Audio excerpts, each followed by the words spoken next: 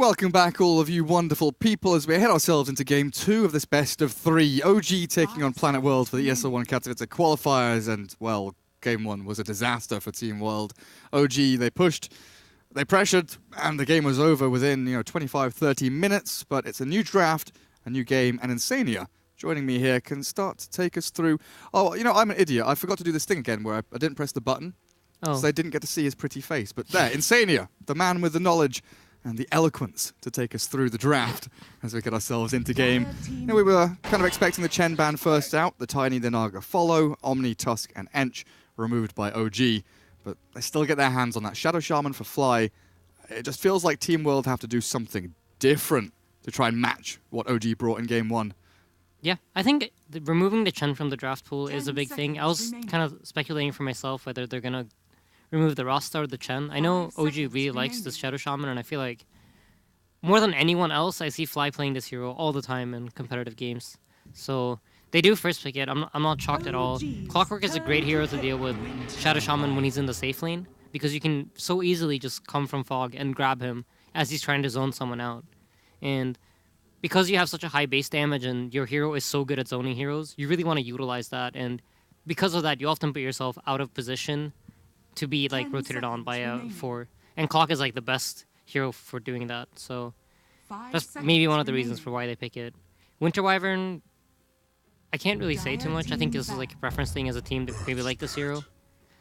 SVG and Sax are both very, very well versed on the hero, I guess. Yeah, I think of Saxo for sure. Yeah. I feel like it's probably going to be him playing it. I'd be inclined to agree. OG with the Earth Spirit now.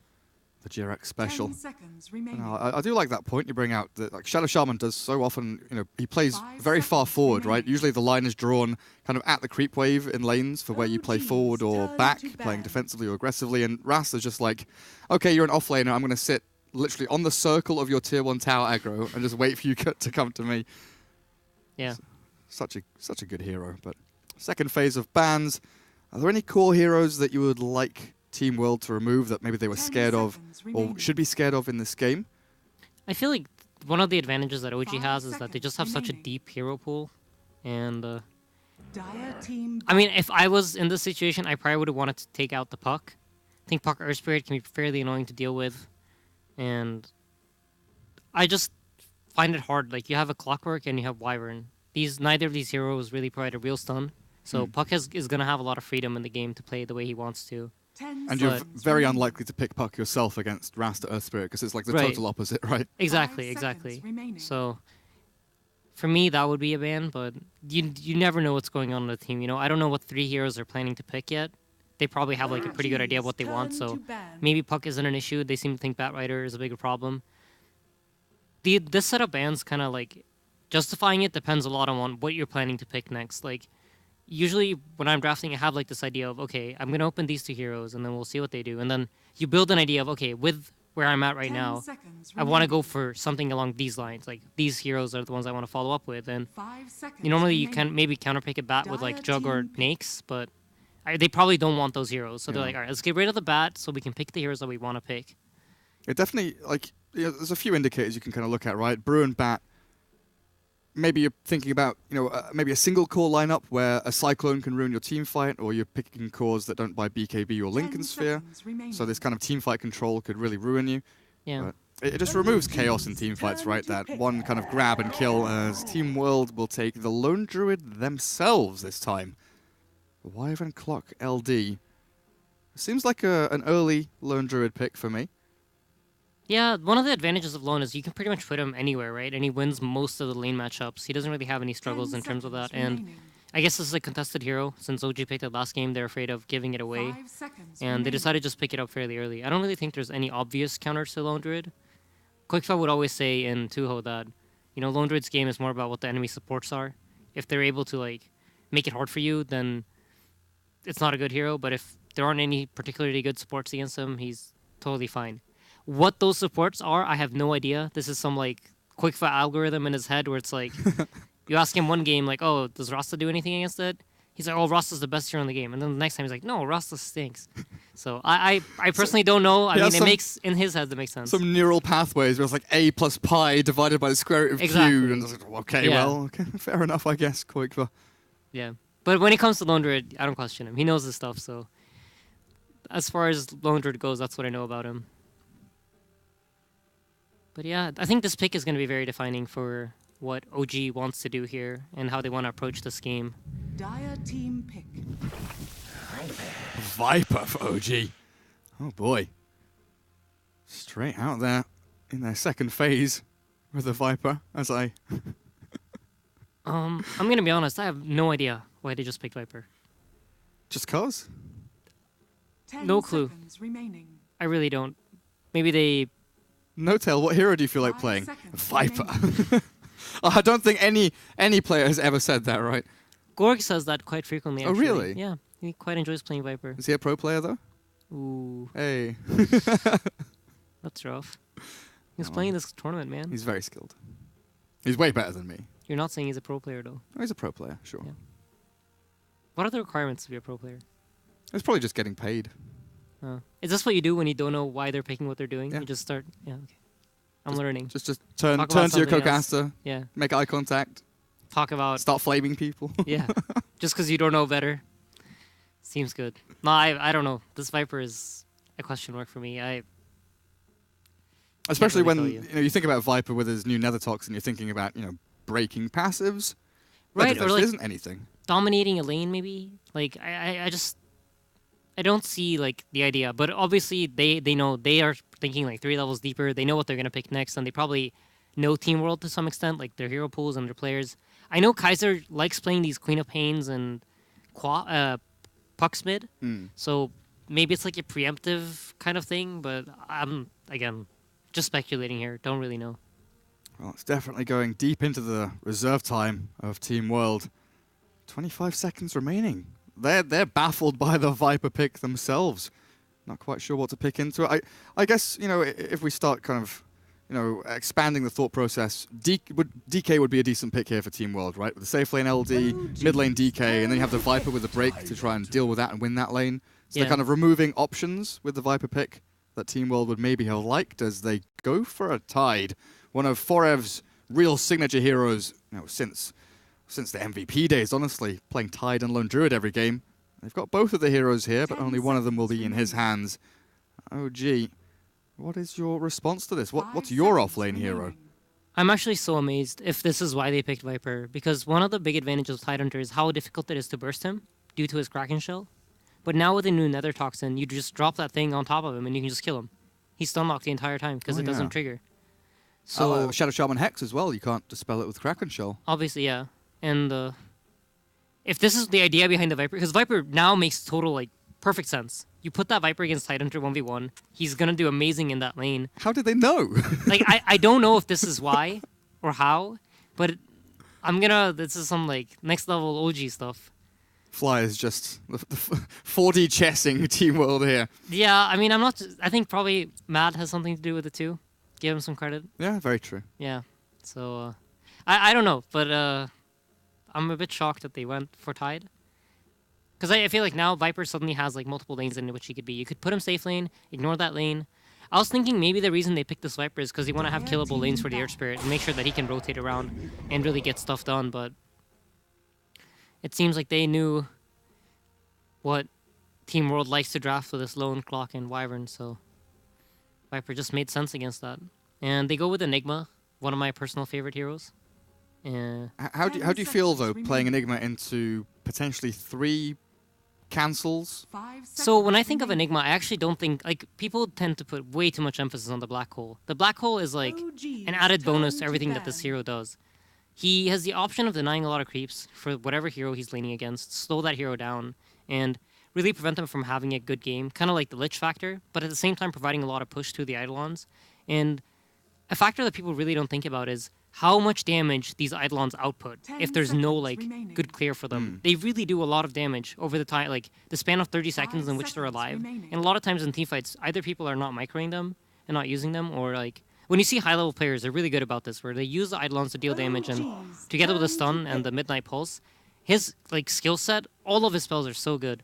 You throw fights. in like a shackles or something, and the Eidolon's split, and you're doing so much more damage. Yeah. Ah. So I think it's not too much about the black hole. The black hole is like still great. You know, it's a threat. You need to keep something to cancel that, and it kind of usually keeps the 10 hero out of the seconds team fight. remaining. I think in this kind of game, if I were playing the Enigma, I'd probably be 5 looking at like seconds remaining. these team items, not so much like the Blink BKB route. Like just go for like Greaves and really play this like tanky Enigma where you are pressuring towers and With like a Force Staff or something like that as well. yeah, like more along those lines. I guess looking at it this way now, Winter's Curse kind of has to be held for the black hole potentially, like you were saying. Yeah. They need that. There's just one person, but that means that Shadow Shaman or even Weaver don't get hit by the Winter's Curse and potentially die in the team fight. Right. So you have that wasted cooldown, or the cooldown being held potentially just perpetually if S4 holds the black hole long enough.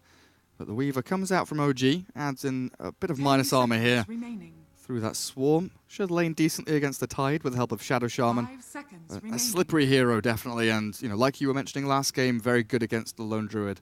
Well, not last game, but last series. Last series, yeah. So another added bonus of Enigma is in a game like this game is that he, during his laning phase, like at level like around level 5 or 4, he outputs a lot of damage between the Eidolons, his own auto attacks, and the stun. And when you're playing Earth Spirit, you almost always want to make sure that you have killable lanes. Earth Spirit isn't a hero that goes to the jungle, farms some creep camps or something like that, or really clears waves that fast. So having killable lanes is a huge part of his game, and OG set it up so that they kind of have 3 lanes in which he can get kills. And Jerax's Earth Spirit is, can I say he's the best? I think he's the best. Yeah. Yeah, the best Earth Spirit in the world. And when you give like a player like that a game where, he has the options of doing what he wants to do, I expect a lot, like him to do a lot in this early game and really be all over the place. That's one of the cool things as well. Like Jerax has been the best or top 2 for like 100% Yeah. on Earth Spirit since the hero was added to the game, which is honestly one of the most insane things. Baboka came maybe close, but he's always said 5 that seconds he's watched and remaining. learned from Jerax and maybe found his own way with the hero. But definitely a pioneer on it. Yeah. So we've got Rezo Weaver, no tail on the Viper. S4 will be on his Enigma, and we used to see that Arcane's Midas build could still be an option here for S4. Yeah, for potentially sure. to try and push forward into the next items, the kind of team-based items that you were looking for.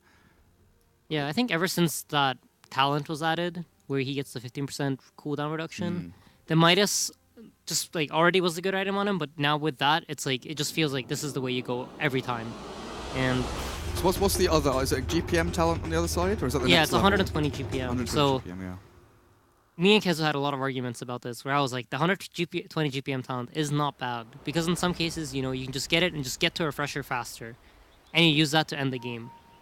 And I feel like that argument is like the only time in which the GPM could be better than the cooldown talent is if you like just want to get to refresher and then just win the game with that one double ultimate and just be done with it. But otherwise, like the 15% cooldown is just too good to skip, especially when it stacks up with the Octarine core. Yeah. Have like a black hole all the time. And speaking of cooldowns, one of the big problems with Enigma is normally that you got to wait out this long cooldown for black hole. But since Team World has Ravage, and these 2 spells are most probably going to be expended during team fights, it doesn't become a problem because they're both on like the same clock. They're waiting for the same spell. So you kind of cycle through your ultimates Yeah. team by team. Resolution bottom. Hello SVG. Boots first on the clockwork, but against the Weaver.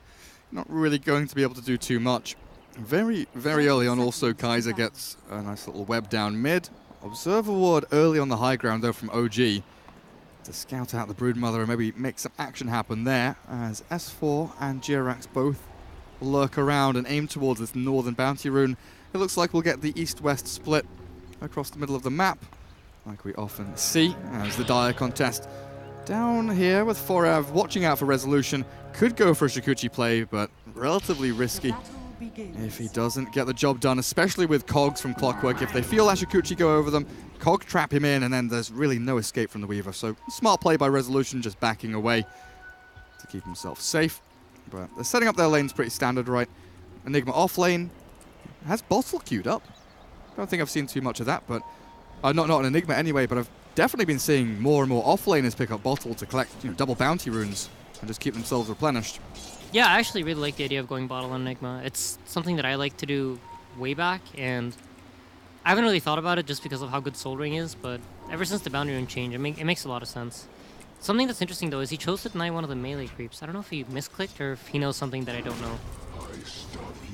It's S4. Always assume that he knows. Yeah, exactly. It's like...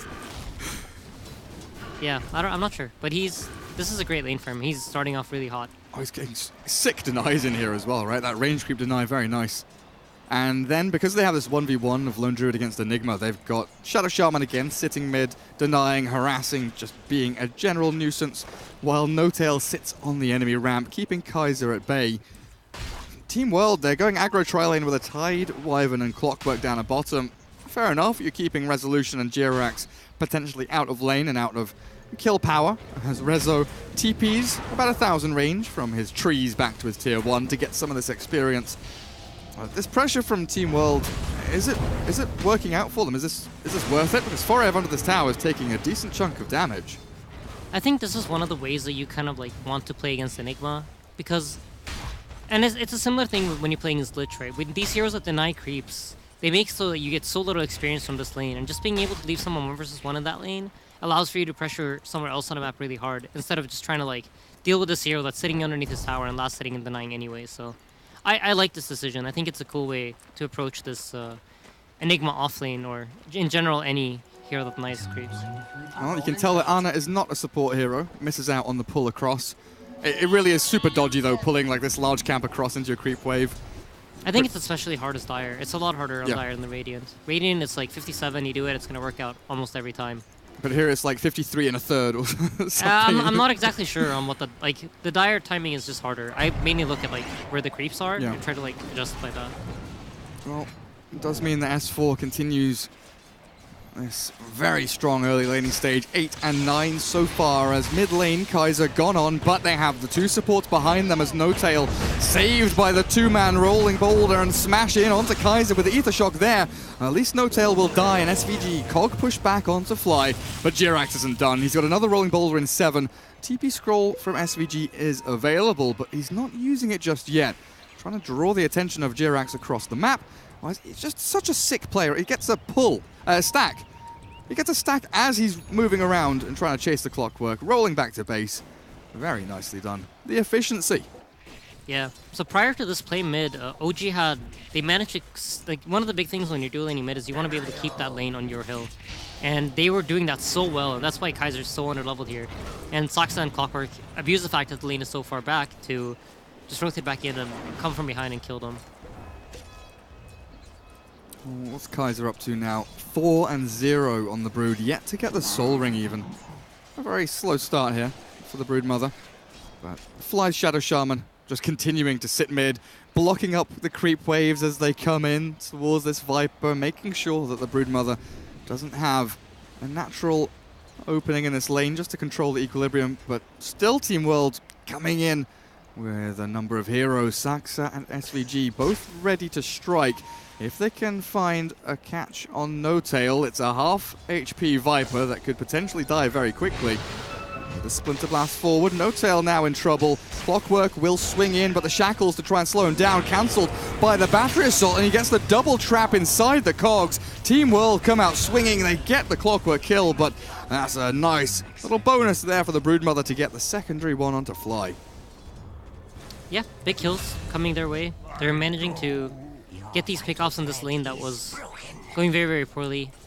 One of the things about Brood is, I feel like right now in this, the way the hero is right now, even if you have a rough lane, as soon as you get some levels, you just go to the jungle and you start farming up so fast. And them managing to like kind of like bring this Brood back into the game with these rotations is very big, as Rezo is super dead. Dead. Super dead. I think SVG has had a really sick opening 5 minutes. His rotations really have paid off. You were talking about potentially the Shadow Shaman safe lane support being caught, but it's been this mid lane that he's just constantly been running in and pummeling. There's Broodmother again, big army of Spiderlings chasing Fly. Another toxin from No-Tail, trying to keep the Spiderlings at bay for a little while. SVG still waiting in the wings here with this one observer ward giving a little bit of vision. across this middle lane. More importantly, in the jungle area, as Ana does die up at top lane to the rotation from Resolution and the first black hole of the game. But I'm still scared about this mid lane. Like, Kaiser's cutting waves, they've got supports waiting just to go in. Yeah, and one of the best ways to deal with heroes like Viper and Rasta, where it's like really all about their laning. Same thing goes for Bane.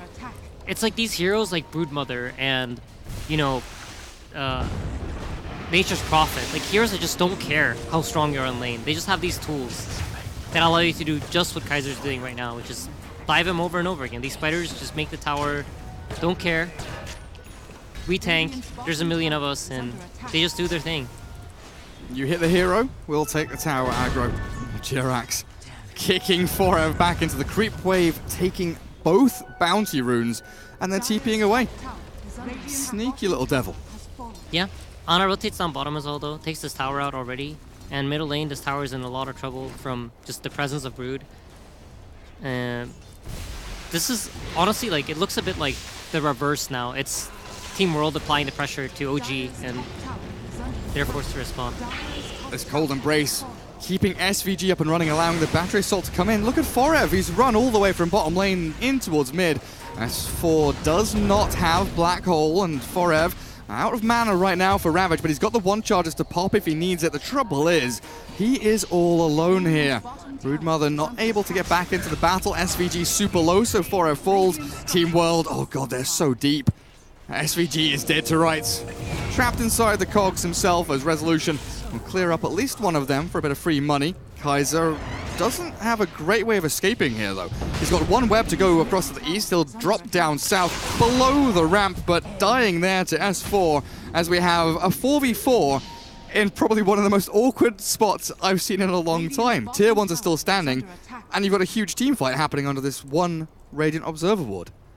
Yeah, it's like when you see these kind of plays, it's a lot of the times, you know, one team is forced to respond to an aggressive move from the other one, and usually whoever comes out on top of that, it tells a lot about what the game's going to look like. So it's unlikely that Team World goes for any kind of play like that again.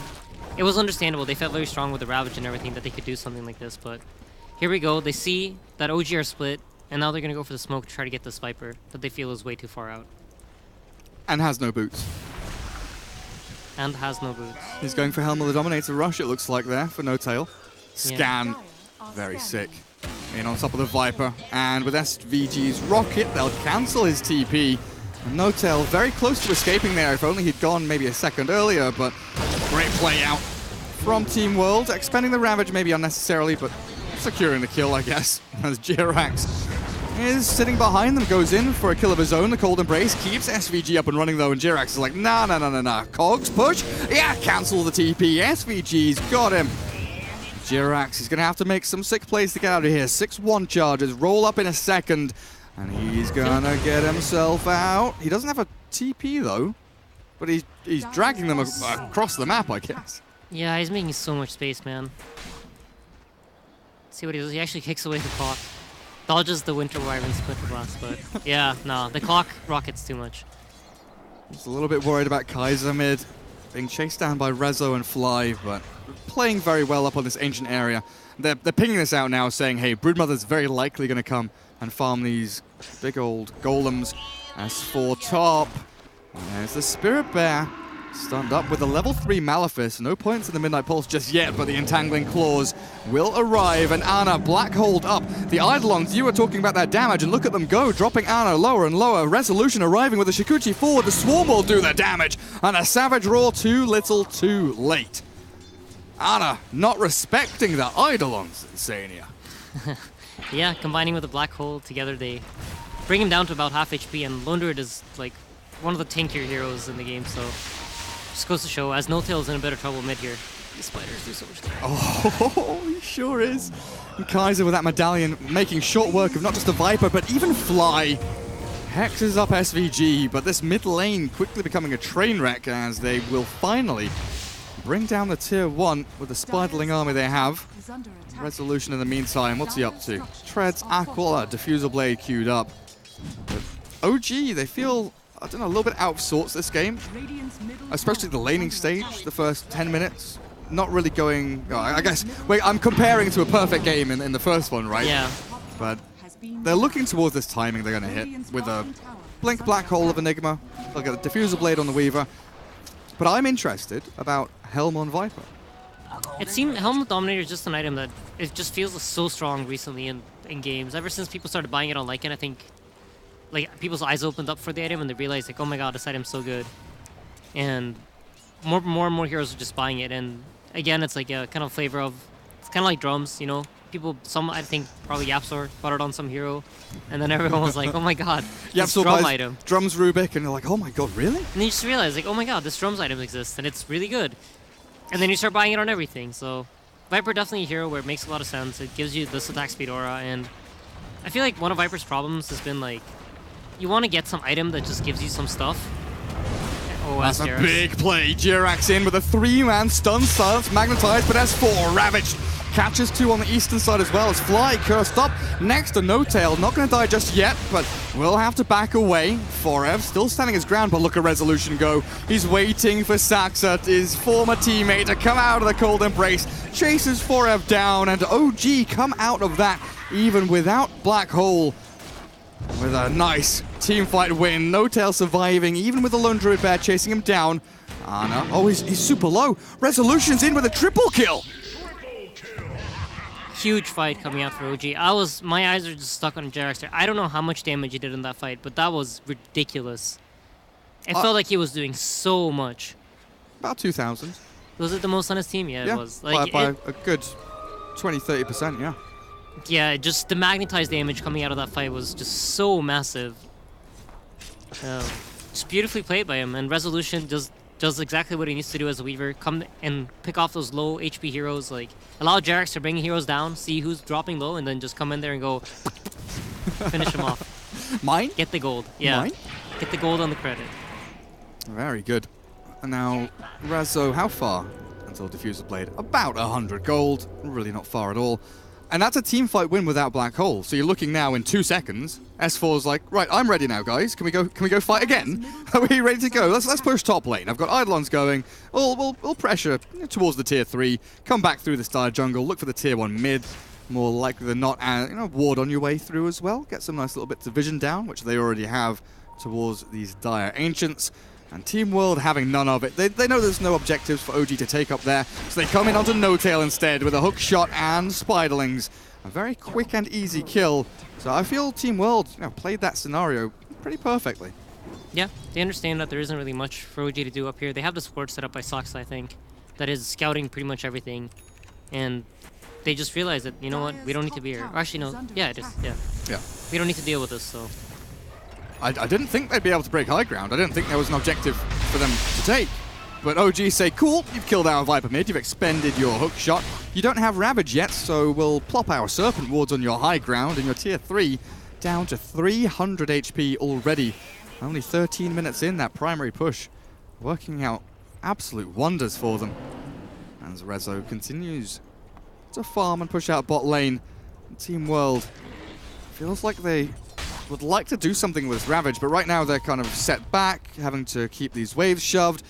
Apart from mid, where Broodmother really has made this her nest and her home, as No Tail, Jirax was unable to save him, but at the very least he'll get some cross kills here as Broodmother magnetized, chased down by the Rasta, killed off by Jirax. And a Sata on the tail of SVG, looking for that one blast to end it all. Magnetized, lasting long enough with the urn to kill him off. And Jirax held back by that Winter's Curse, but it's not enough from Team World's Resolution. He's in behind. I don't know where he came from, but somehow he's behind tier 1, taking down Saxa. No chance of escape, and down they go. 3 heroes quickly traded off for No Tail's life. Yeah, just well done by OG, and No Tail going in like this allows for Jirax to line up that double stun and then turn that gank around, as Fly's in a bit of trouble. Forever is going out to him here. With that haste rune. Ana's dying, but Jirax and Fly, the 2 supports, buying time for this to happen. Forev trying to chase Jirax there, not really a move that you want to make too often, because S4's Enigma, he's waiting. He has the blink and the black hole. He's ready.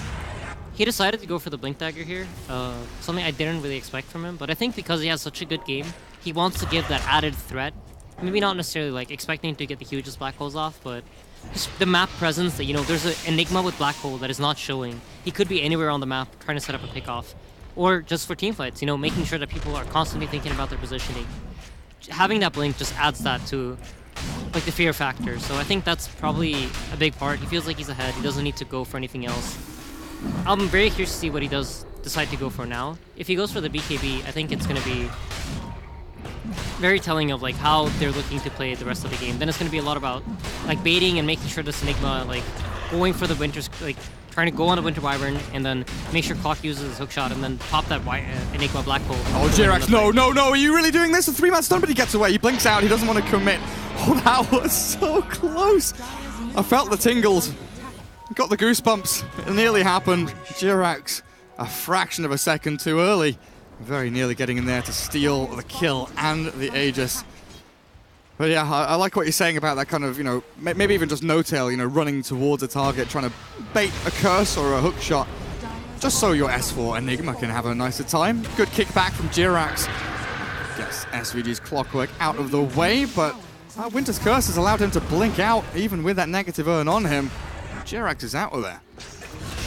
Oh god, and they're killing off bottom lane as well. Forev dies by his own tier 2. Yeah, and in the meanwhile, middle lane, Lone Druid and Broodmother combine up to get that tier 2 tower, so a lot of stuff happening all around the map constantly, and this just goes to show how like high level of gameplay you have here. Everybody's just responding to what they see, deciding to make plays depending on how the enemy team is moving their pieces around the map. So why can't I zoom out any further? Yeah, I just want to see the whole I just want to see the whole map, what's happening, because bot lane resolution like you're looking at now, keeping this wave up at the tier 3, forcing Team World to come back, and this is where they strike, exploit the weakness, catch Kaiser on his way out. His team have already left him high and dry, so Aegis popped, and maybe 2 lives been taken here away from the Broodmother. Hexed up, and even the black hole from S4. Screw you, Kaiser, screw you, Broodpicker. There's a taste of your own medicine as SVG by his shrine, but the mana break out from Resolution with the talent and the Diffusal Blade. A good boulder smash holds the clock in place, and Forev, no, cancels that TP. Does not want to get involved, but again, OG feels like they have pretty full control of this game as Resolution continues top of the net worth board, 11-1-4, looking incredibly strong. Yeah, that entire teamfight sequence was very well executed. Resolution went straight for the Clockwork, making sure that he cannot hookshot in to cancel that black hole or by any means give him an option to get out as Soxa's being dove mid. Not much coming out of it though. And Jirax rolls out. Yeah. 5.5 minutes until the fastest Roshan spawn. So quite a lot of time here for OG to play around with the map, kill some time, purge up Forev, slow him down. The little Satyr is keeping the slow going. The kick back from Jirax into the waiting arms of Fly and No-Tail. There's the break applied onto Forev. He's looking for the Ravage, and he will connect onto a number of OG heroes with a hookshot landing. Jirax is also caught, and this may have been a bridge too far. No-Tail, full retreat, as his Nether Toxin not doing enough, even with that spell Lifesteal, to keep him up and running. Down they go, 3 in a row. And Team World handed those kills on a silver platter. Yeah, at the right place, at the right time with their heroes. They respond really quickly and managed to turn that around and get themselves 3 kills. And the gold lead in this game has like just been going back and forth, I feel, between the two teams. It's never been a huge lead in either direction. But yeah, like, if you open the graphs, you can see it's been like 2k at max, 20 minutes into the game. And considering there's so many towers dead, that's probably not what you'd like expect, or at least I didn't. Radiance finished up though on Lone Druid, so this is going to be a timing in which they could try to do something, use the fact that, you know, 3 heroes are dead, black hole's down, and maybe take some aggressive positions on the map or try to smoke or something. And BKB for Broodmother is here and about 1,000 gold. Yeah. They may want to wait up Ravage though, I'm not sure. Maybe they're happy with just like using this bear to push out the waves and get themselves in position and just like start preparing with vision and stuff so that when Ravage is up they can do something. Saxa taking it upon himself to push out these waves, keep a nice safe area for Ana to farm. At long last they are creating space for him instead of him creating space for the rest of his team. SVG even holding an angle here. And this big old circle drawn out by Fly, I think he knows what's going on. They don't want to play into Curse and Ravage, which is up. It's about 50 seconds, still some time, but mainly it's going to be about this top third of the map, controlling the area around Roshan in the next 5 minutes or so to look for that spawn. But Team World, like you're looking at, the Radiance timing for this bear, they're getting the job done now. They're actually feeling incredibly strong as Jirax forced to throw a couple of spells the way of the creep wave, and a high ground, maybe not a high ground attempt, but definitely a breach of the tier 3. Being touched in inappropriate places by the Spirit Bear as S4 caught potentially by Saxa. Arctic Burn tickles away at him.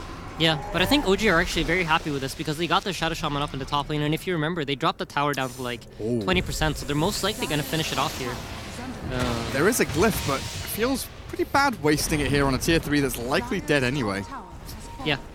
So this is a great play from Fly and Resolution, understanding that even if they might lose some base tower damage bottom, what they get in return is a completed tower, and then they can fall back and defend. And by the time Team World figured that out, it's already too late, and they've already claimed that tower. So Shrine's now available for them to bring down. Where's the happy little bear going now? Broodmother farming away some of these Radiant resources, taking gold out of the hands of OG. And they will smoke. Already sentryed up, dewarded. They know there is nothing spotting them as they come across this map. Who's in here? It's Kaiser. 2 webs available. Has the mana for both of them as well. Rocket flare across into the Roshan pit. Spiderlings trying to scout, but this is getting tight. They roll forward, jump in. Jirax catches, boulder smash. And onto the Broodmother as they follow through the Hex. Forever is ready with a Blink Ravage, though. This Winter's Curse is perfect. Fly caught and killed, and this is OG being shredded by Planet. Absolutely huge fight. Expending all of their ultis pretty much, but well worth it to bring down OG as they were the aggressors. Yeah, they actually read that move very well. They understood based off of like nobody showing for such a long time that, you know, OG are smoking. They position themselves at the right place and they turned that around. That was just really well played. Team Planet, Team World, Team Earth. My brain is melting and I can't get the name of the team right. Planet Earth, that's what they're called now. And high ground. This is a real push. Yeah. There's 25 seconds, and with Broodmother and Lone Druid, that's plenty of time to hit down these buildings. Jirax is doing what he can to stop them, and Ultios is spamming his Nether Toxin, but it's not going to be enough to prevent them from getting this barracks. Melee is definitely dead. Jirax just keeps trying, poking and prodding with these little rolling boulders and smashes out from his little stone remnants, but Melee racks down mid lane. Great achievement there from Team World as they get themselves up on the board structurally in that Radiant base. And now they've got themselves a nice little net worth lead. The buffer starts to increase between them and their opponents as they can start, you know, moving into kind of luxury items now, right? Get an Orchid up on Brood, get a Force on Tide, as Lone Druid aiming towards an Assault Cuirass. What's next for Lone Druid after that point? Like, do we still see Aghanim Scepter? Or is that a game-specific thing? I think that's probably something you'd expect more in like specific games. I think in this game he's probably just going to itemize to just teamfight stronger. I would like to see some kind of like Basher or so, just to like give them added control for the Weaver. In the last 2 fights, or the last fight, I think both times that Weaver's died, it's been to like, they pop a Ravage and they control them through that. But really for Resolution, like he's going for a BKB now, and once he gets that, then Ravage isn't a threat anymore. And killing him is going to be extremely difficult, so just getting a Basher on the bear is going to like, he can put that bear on Weaver whenever Weaver's hitting them, and it's going to prevent him from being able to man up in fear of that bash. So that's probably the item I would go for, but I'm no Lone Druid expert. I'm not really, I don't guarantee that that's what he's going to do, but it makes sense in my mind. No guarantees. Yeah.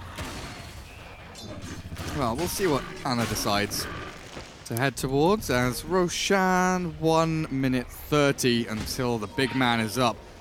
OG way too far forward, no tail. Gets caught out, pants down, Ravage up, and Viper down. Jirax blinks away from the chase. OG a lot on their plate now to try and defend this base. Lincoln's is up for S4, so Winter's Curse no longer a really big threat, but still does have to worry about the Ravage, the hook shot. Yeah, I think they don't really mind giving away this Viper kill. in return for Ravage as wow, another big Winter's The Curse. Black Hole catching 2 in the back, though. Can they do the damage across with the Boulder Smash? Maybe. Taking out Saxon now, the Brooded BKB and escape as the roll out from Jirax. Maybe just creating enough space for Resolution to take down Forever, but this is a tanky Tide. Little by little, they'll chip away at him, and No Tail looking to arrive and help out as well, and finally the big man falls as Jirax. I thought he ran away, but no, he's running forward looking for more action.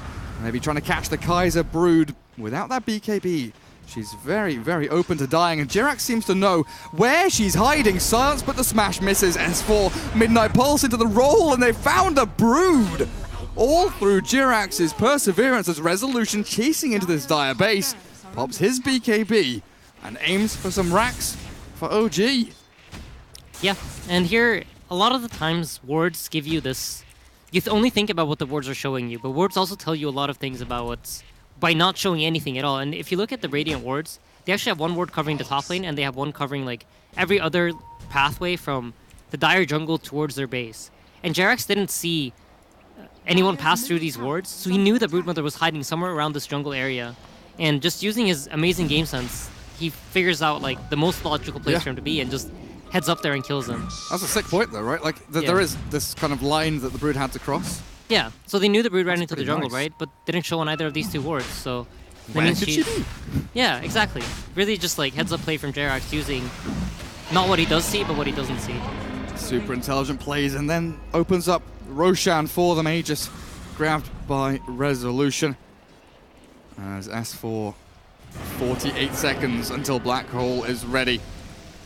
Looks like Team World want to try and push OG's buttons here and get something done, but a big arrow drawn by Jirax. Guys, I'm split pushing top lane. I'm going to clear out some creep waves, get this wave onto the racks, and force the Dire to come back and defend while we can recuperate. Think about our next move, group up, wait for Black Hole to come up again. And S4 is super close, honestly. 2,000 gold away from an Octarine core. Yeah, it's just such a huge item on Enigma now. With the cooldown reduction and everything, with his Lincoln Sphere finished up, really the only hero that he fears is Clockwork, I think, because it's very unlikely that Forever's going to say, hey guys, I'm going to hold off my Ravage for when Enigma Black Holes. He's probably just going to use that Ravage whenever he feels the right time is, and it's going to be this clock that's going to be on Enigma canceling duty. Because though Winter Wyvern can do it with like using Splinter Blast and then popping the Winter's Curse, the travel time from the Splinter Blast lasting from the time that you react to seeing the Black Hole, it's a bit too slow, so... And I'm pretty sure OG knows this as well, right? So they're going to have someone probably on SVG in the fights. I wouldn't be surprised if Rezo like... Oh my god! Did I miss something? Oh my god, I can't believe that has happened. We'll wait to see if Jirax survives. Oh, he's out as well. That was super close. Right, so nighttime comes across, right? SVG walks down past this bottom rune spot, and Fly is just like waiting across here, and he manages, like, the vision literally ends there for the Clockwork, and Fly TP's out here. Clockwork moves like a little bit, he rocket flares over, and he hook shots through as Fly just finished the TP. It was like the tightest thing. Like, Fog of War was like a pixel out, hook shot was a pixel out, the TP just completes. Very, very close, SVG. Nearly, it's just a Shadow Shaman, but it's just the way it happened was... Yeah, it just feel bad moment. Yeah. Well, at least they take down the bottom shrine now and defending their top racks as Ana holds the line up at top lane. But OG maneuvering themselves into a position where it looks like they want to try and make a dive play happen. Rezo has found Ana, pops his BKB in with a swarm play. He's going to move forward and look for the kill. The Malefice holds him in place for long enough to get the damage dealt. Oh, wait a second. Where's Forever? Here he is. Looking for a Ravage, but he's been hexed up and now forced to back away through the threat of that S4 Black Hole potentially. But all of a sudden, OG, they were two heroes here a second ago. Out of the woodwork, another two appear. Yeah, just chilling up here at the high ground, looking for an opportunity to do something. I'm not really sure if they're going to manage to do something here, but looks like they want to try. Force Alan's buyback, maybe. Jirax sprinting down mid lane, gets to regroup and connect with the rest of his team. Up at top, they know that tier 2 mid is still an option to fall back on if they just don't feel comfortable pushing high ground here. But it looks like S4, very ballsy, just maneuvering himself forward. Another Toxin down from No Tail. They're clearing this creep wave, but 20 seconds now until Lone Druid's up. They're unlikely to do any severe damage to that Rax. So they swing back in. Jirax had already pushed this lane, prepped it all up for the rest of his team, just to very simply come in, clear out this wave, and maybe think about the tower, but equally, Team World, Planet Odd, Team Earth, Planet World, they're going to come back and defend. I still can't get my head around that name. There's just too many teams right now with similar names. Team Planet At least they're not Dog. called Team Team. Oh, yeah, I mean... Team's cool, though. I like Team. The best part was when Starladder put you guys on a spreadsheet we had for all the games. Your team name was Team. Team. Yep. Oh, that's pretty sick, actually. Gave me a few giggles at night. Yeah. Stay up. Just load of stuff. Just a load of stuff. He's got a funny sense of humor. Oh, for sure. He'll crack you up. But yeah, this game, it's Brutus going for a nullifier. I love seeing this item because I don't really know exactly how it works. So it's cool to see it like in games. There isn't any weird like item interaction I think in this game that it specifically blocks out. Probably just gonna try to prevent Weaver from getting that BKB off. Don't really see any other major like. It's not like Ghost Scepter or anything like that. Oh, Rasta's buying a Ghost Scepter, so. Yeah, actually, maybe that's planning ahead. Preempting it. Yeah. He'll be able to deal with that relatively nicely here. I guess just the bonus damage and the slow that it provides is quite good. Just like be able to lock onto target and focus somebody down. It's maybe not even about the nullifying effect, as the bear up top is caught. Or sorry, bottom. And Resolution's Aegis also just expiring there. Guess what? You were right. He's buying Ags. He's buying Ag. Well, I didn't say he would. I was just wondering. Speculating. Yeah. Because I still don't understand. I've seen Lone Druid players just like ignore the item and pretend it just doesn't exist. Like they never buy it throughout their competitive career. Yeah. And then a lot of other players absolutely love it.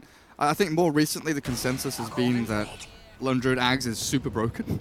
I mean, I think it is, but I think it has a lot to do with like how do you want to approach the game, right? Like, are you trying to win the game by fighting, or are you trying to win it by like backdooring, or like using it to, be a nuisance or create space, or like, what's the idea behind the team? So here it looks like they're gonna use this Lone Druid to just like hit one place on the map while they're fighting somewhere else. Just do this like split kind of thing, where the bear plays his own game. Give OG a taste of their own Lone Druid Aghanim's Bear medicine. Yeah, I mean, I'm sure. Oh, SVG catches Enigma here. Absolutely does. And the rest of the team dogpile in. S4 flat as a pancake now as the big fat Tide Hunter lands on his head. Yeah. And they saw this Octarine core on him recently finished, so they should know that he probably doesn't have buyback. Normally when you buy an item, you're not really like saving up gold on top of the item, so picking someone off right after an item finish like this is usually a very good indicator that you can do something, but Rezel's having none of that as he's split pushing top. Nice little glyph here, and Ana clearing through Serpent Wards, barely fast enough. 14 HP, one more hit would have done the trick, but it's the curse. Catching Fly. Curse away. Yeah. Gush landing, but as that curse was expiring, so it looks like curse wasted. Yeah, trying to set up that bonus kill here up on top, but Fly too fast on his fingers. Just blinks out. Sick place. Zick place. Oh hey, Orchid for Rezo. Bloodthorn about halfway done. Yeah. Doesn't want to have to do with this Radiance mischance anymore. Also amplifying his damage heavily, and he did skip the Lincoln Sphere, so he has played this game with like very minimal mana regen, so doing a great job of just like balancing that out, but as he approaches level 25, probably wants to be able to spam that Sakuchi on cooldown non-stop. Just move himself around the map and push these waves in faster. Keep on running. What's No Tail up to? I absolutely love, one of my favorite things is going to like Dota Buff and just looking at No Tail's items. Yeah. Because he honestly has the most diverse and I feel like greatest adaptations in item builds out of pretty much any core player. Like he'll just pull out, a 4-staff on Tiny and a Ghost Scepter on whatever, just because he needs that item, his team needs that item. He's like, I don't care if I should be buying an S&Y or an AC, if that's the build in the meta. He adapts to what's happening in the game, and right now, Helm, Solar Crest, 4-staff, he is a utility Viper. He is tanky, annoying to deal with, and he allows Resolution's Weaver to do all of the damage. Yeah. I mean, that's kind of how he just plays the game, right? Like, he's kind of like a support core. The 2.5. Right? He's like, he's the one of the cores is basically a real core, and then he's like the support core. And I think that's kind of like the case for most of these like top tier teams. Like even if you look at like Liquid, you got Matumba Man and Miracle. Yeah. Where I'd say like Matu's like the support core, and Miracles are hard. yeah, like the real core. And that's just kind of how like Dota's developed and is mostly played nowadays. As Jerax sneaks into the top lane and just finishes off that range Rex. Sneaky snake. There's even dire observer boards trying to scout all of this stuff out. Fly's moving up there as well. They've got a creep wave with Eidolons going. No one from Team World showing on the map anywhere. Now they will as they get up onto high ground. But it looks like Serpent Ward's placed on his melee rack's top lane. Fly coming back to defend bottom. Team World haven't committed for this tier 3. Still super paranoid about S4 doing stuff like this. Just blinking aggressively into potentially the middle of all their opponents, but they've seen the escape. They've got Jirax in the back end. Nice force staff. Get SVG a little bit of distance as he hook shots, but hexed and caught here. The Glimmer will buy some time, but the sentry placed as he cogs back onto the Weaver. Pops the drums as the Black Hole does catch on to a big target. We'll watch 4F fall here as Jirax launches a boulder smash across the map as they chase in. SVG does TP away though. Gets himself back home. Yeah. In the meanwhile, I do believe Root took down the melee Rex mid. Or that was already dead. My bad. That was already dead, yeah. I'm on drugs. Sorry. Looks like they take a bit of damage to the ranged one, but the big thing is that top lane racks. You know, Fly being able to get Serpent Wards down up there, defend their bot lane, and now Roshan's back alive with Black Hole down. Is this a window for the Dire? Potentially. The thing with Black Hole cooldown is like with Octarine and the 15% cooldown reduction, when you're in the game, it just feels like the ultimate's up again right away afterwards. I think the top melee racks died to the Serpent Wards, right? Yeah, the top ones did, yeah. Okay, that's... I blame that. It's all their fault. Bloody Yeah. Serpent Wards. Looks like OG are actually just gonna head straight to Roche. But Fair if that enough. died, yeah. That's a big goat. Yeah, guess what? DD rune spawned. Easy Roshan. The rocket flare lands now. Well, they can see the corpse of Roche with the cheese on the floor and refresher shard on S4. The double Black Hole is coming with the Octarine core, with a level 4 Midnight Pulse, and he's honestly not that far away from a BKB on top of the Lincolns. This is a big game for Enigma. Definitely a great period for him to really shine, as that is an interesting item for Saxa. Picks himself up the Orchid. Wow, he's so farmed. 11k. He's ahead of the tide in that work. Yeah. I guess with Splinter Blast, he's just pushing out waves, Eidolons, killing creeps over and over. Yeah, that and like surviving throughout the game. Like this, I think Saxa's like one of the best players when it comes to this. No, like, that's super important, dude. Yeah. The bear just died and there's no resummon. Oh wow. I wonder if they know there's no. Wait, there's no bear out, right? He didn't like resummon it as it died. I don't see it anywhere. I don't see it. Oh no, bottom. Is it bottom? Okay, no, never mind. There is one. Nice. 4 in the cogs with SVG. Thinking about popping the cheese, but it looks like he was hit by a Spirit Vessel or something. Didn't get the full effect out of it. Spirit Vessel against cheese is honestly one of the most ridiculous things. You get 750 HP instead of the 2500. Yeah. I was actually very curious what that heal was on him. It was like just a little bit of a heal. It wasn't enough for cheese, but yeah, you're right. Spirit Vessel on top of that doesn't allow him to heal up. Not sure if it would have made a difference in the long run anyways. Looked like he was in a pretty rough position. At least he didn't waste his refresher shard, right? Yeah. That's the big one. But now... Rezo looking for a pickoff here on SVG. Have they got it? They sure have. That's a huge amount of damage. Nullifier and Orchid, just nothing that Clockwork can do. There's no tail. He's dragging creep waves. Has he dragged this one from mid? Where's he got this creep wave? He's just doing stuff, I guess. With this little Ogre Frost Mage, controlling lane equilibrium somehow. That Team World, the ones that are forced to come back and deal with the Viper split pushing. Shadowblade for no tail as well. Not going into the Silver Edge next. It has MKB and Boots of Travel queued up. Feels like neither team really like looking to force the issue in either direction. They're both... The game is approaching this like later stage of the game where I feel like there's so many factors in like where people could be and what they potentially could be doing that you start feeling more and more scared, and you play like safer and safer as the game progresses. You don't really want to split too far away from your teammates. You want to kind of like stay close, and all of these like crazy reads that people go for during games become less and less frequent. And it's more about like you just want to make sure that you don't take any too big risk that might potentially throw you the game. And you can tell like how the teams are moving around, and they're like really trying to stake a lot more and just push out waves when they know it's totally safe. So slow and steady, one shows in a lane, two farm the jungle behind them. Make sure everyone has a buddy. And the backup plan's always in place. Resolution giving away his position, hitting this shrine away. But they've got the double catapult wave arriving down at bottom lane. And will you look at that, the BKB is incoming here on the courier for S4. And this could be game-breaking. If Team World don't know it's coming, he's trying to keep himself hidden out in the fog. There's no dire observer wards watching out for them anywhere across this side of the map. OG do peel away from this bottom tier 3 push. Forev holds that ramp, as mid lane definitely something they need to come back and deal with. Yeah, Resolution just decides to cut this creep wave. Noltail goes for the wave, it's already pushed out. This is going to mean that this mid wave is going to push a lot faster, but looks like they want to try to kill Rezo here. They're trying to catch him. Winter's Curse is there. He's got Aegis though. Very difficult kill, not just once but twice as he pops his BKB to turn and fight. Rezo, no time lapse, so he's going to have to Shikuchi away as the Serpent Ward's dropped. And Jirax keeps Forev out of the fight with a good Yule Scepter. And it looks like Team World losing that Spirit Bear, full retreat back up onto their high ground. And OG still with this BKB, double BKB Black Hole from S4, ready, his fingers on the trigger.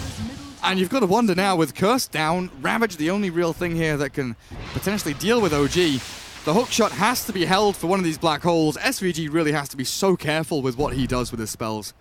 Yeah, and one of the things with like hookshot, yes, it can cancel the black hole, but what generally happens when Enigma black holes, or like what's going to happen in this game, is you're going to have probably Weaver right on top of that black hole, and I'm sure Rezo's going to have that in mind, like to try to stay a little bit in front of Enigma, so if the hook comes, he cannot catch the Enigma.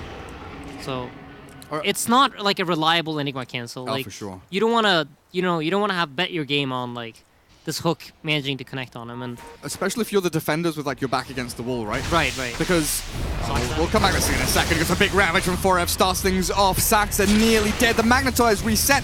And his Cold Embrace will keep him alive for now. But the Broodmother solo dies to Resolution, destroys her with the Nullifier, and that Bloodthorn as they chase Forev back, hexed up, and taken out with S4's first BKB Black Hole onto Ana. They'll do it again for the Spirit Bear kill, and that is the end of the Lone Druid, dead for 80 with no buyback and no recuperation here from Team World. They will get Resolution though. That is a huge pickoff to take. If S4 can stay alive and keep No-Tail up and running, then maybe they can hold on to this fight, but they've lost too many. They've bled out, and Fly barely TPing out will leave No-Tail high and dry for Kaiser to get a triple kill, but buybacks expended galore there by Team World. Keep them in the game barely. Yeah, Tide, Wyvern, and Brood all buying back for that team fight. And one of the big things in this fight that happened is, one of the advantages of having Aghanim Scepter on Lone Druid is that you need to kill both him and the bear. It's not just enough to kill the hero. So S4 actually managed to get both of them in the black holes. So they both died immediately. The Aghanim's not really coming into gameplay too much in this game so far. That's also the problem, you were mentioning with the hookshot though, right? Because Enigma is the aggressor and playing forward, the clockwork has to be like behind this line on this side to cancel the black hole. Yeah. Because you've got a creep wave here, you've got Lone Druid and Lone Druid here, and then Enigma's in here. I don't care about SVG dying, it's fine. It's whatever. It's a clockwork. But then the hookshot has to come from like such specific angles to not hit allies, to not hit creeps, to not hit the Resolution Weaver you were mentioning. There's just so many factors for SVG. On top of like I don't want to be caught by Enigma, and like there's just the calculations that you're doing in your head, like trying to figure all this out at the same time it's a lot of things that you need to think about. It's definitely not quick maths. You can't just 2 + 2 = 4 - 1 is 3. It's not as simple as that. Not as simple as that. Definitely not. SVG. He's got a difficult time ahead. Ana alive now. I don't know, did you mention the basher that's come out from him? I didn't notice until just now. No, I saw him queuing up the Abyssal, and he's had it on the bear for a little while, but hasn't really felt like it has had too much presence. He's bought a Boots of Travels on this pair, so it indicates that they probably feel like team fights are difficult at this point. They know they won the last fight, but it was at they call it like the at the back with 3 buybacks. So They won the fight, but they lost like 2,500 swing of net worth. yeah, it's always rough. You never feel good when you need to buy back to win fights, though.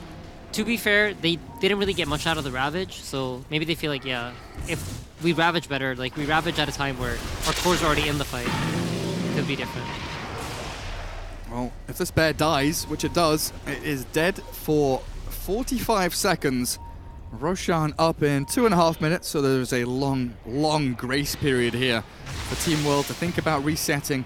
And they've got the vision down they need around in this area, which is pretty nice to control it up. Tier 2 top still standing. Feels like they really need to kill that off. It opens up the top lane for Lone Druid ratting. They can start pressuring around top tier 1, but it's just that natural back and forth, right? Because you've lost your Rax top lane, not only is there a tier 2 to pressure back the wave, and not just a tier 3, they've got that permanent push on top lane, much stronger than normal. Yeah, and take a look at bottom lane. Look at that. That's real nasty. Mid lane, though, they've caught out one. Flies Rasta, but S4 in with the black hole. 2 inside if they've got the clockwork and the tide. Ravage is used, but no one dying from the Dire just yet. They'll force forward. Kaiser falls in the back, but SVG, he's found by Resolution. The cold embrace, it's just delaying the inevitable. He's going to die here as well as a double tap from Rezo arrives. And Team World, Brood dead for 110. Clockwork forced to buy back. And you were saying, look at bottom lane. Well, look at S4 go. Eidolon's in onto the racks. And Team OG, Roshan up in 1 minute 25. They realize he's not here yet. Let's go and make something else happen. Yep. They are... It's interesting how fast he just decided to travel down bottom, but Ana was in position as, again, more action mid.